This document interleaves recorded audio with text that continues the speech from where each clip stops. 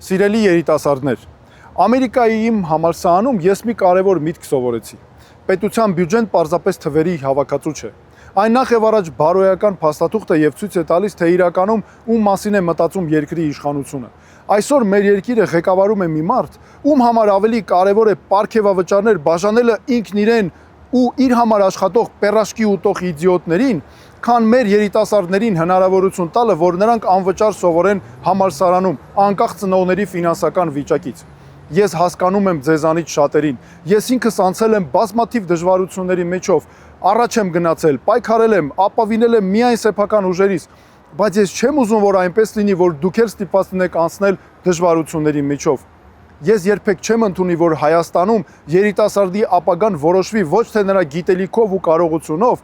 այլ ծնողի դրամապանակով։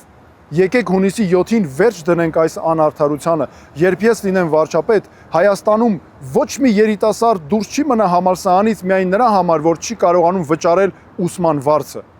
Քվեաթերթիկ համար 6. Արդարությունը գալիս է։